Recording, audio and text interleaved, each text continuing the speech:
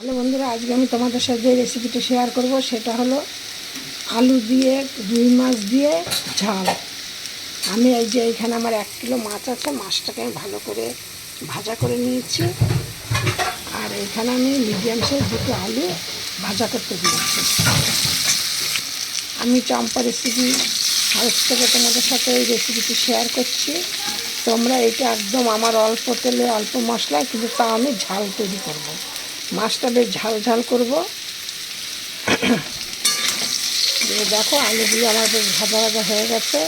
তোমরা যখনই ঝাল করবে তখন কিন্তু আলুটাকে ভালো করে ভেজে নেবে। কেন ঝালের সময়, ঝাল করার সময় যদি বেশি পরিমাণে জল দিয়ে ফেলো যে আলুটা সেদ্ধ হওয়ার জন্য, তাহলে কিন্তু সেই ঝালটা খেতে ভালো টেস্টি হয় না। এবার এই আলুটা আমার একদম ভালো সেদ্ধ হয়ে গেছে। এবার আমি এর মধ্যে দিয়ে দিচ্ছি 5টা কাঁচা লঙ্কা চিড়ে দিচ্ছি, মানে ভেঙে দিচ্ছি।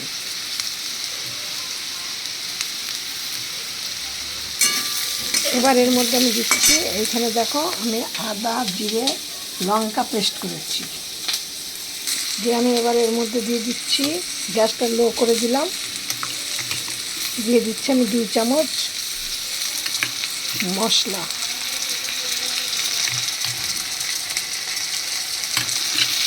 আর এবার এর মধ্যে দেবো হলুদ, এর মধ্যে দিয়ে দিলাম হলুদ, কালারের জন্য দিয়ে দিলাম কিছুটা কাশ্মীর লঙ্কার গুঁড়ো।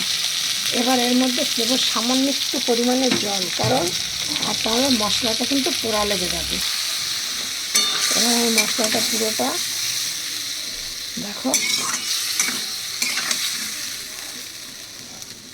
এবার এর মধ্যে দিয়ে দিচ্ছি একটুখানি চিনি।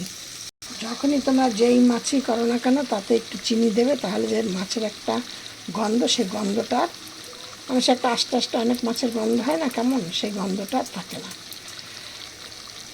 আর কালারটা ভালো আছে, স্বাদটাও মানে বেশ ভালো লাগে খেতে। আলু ভাজার মধ্যে নুন দিয়েছি, মাছ ভাজার মধ্যে নুন দিয়েছি। এবার আমি দিয়ে দিচ্ছি সামান্য পরিমাণে নুন, তারপরে টেস্ট বুঝে নুন দেবো। তোমরা যে যেমন নুন খাও ঝাল খাও সেইভাবে দেবে। যে আমি 5টা লঙ্কা দিলাম কিংবা এতটা নুন দিলাম সেইভাবে না, তোমরা যে যেমন পছন্দ করো সে তেমন দেবে।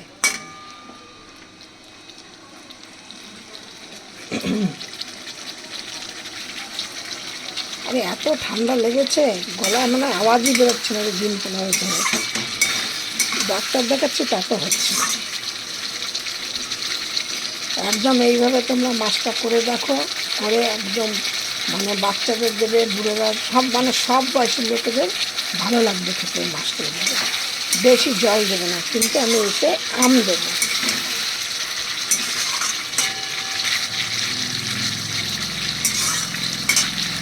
এবার যখন আমি এইটা জলটা আমার তেলটা বেরিয়ে আসবে তখন আমি, এবার তোমরা দেখো আমার কিন্তু মশলাটা ভাজা ভাজা হয়ে গেছে, মশলাটা কষানো, দেখো তেল কেমন ছেড়েছে আর আলুগুলো কিন্তু সেদ্ধ হয়ে গেছে।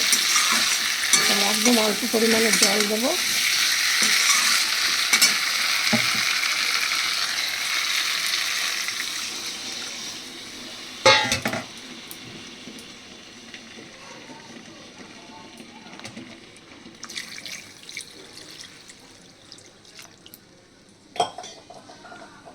আর কিন্তু জল দেবো না।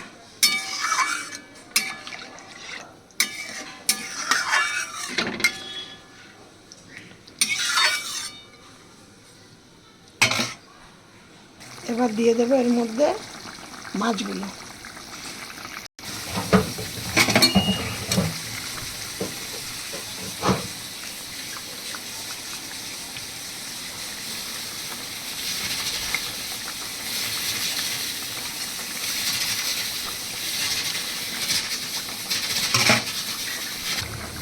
এবার এর মধ্যে দিয়ে দিচ্ছি আমি যে আমগুলো,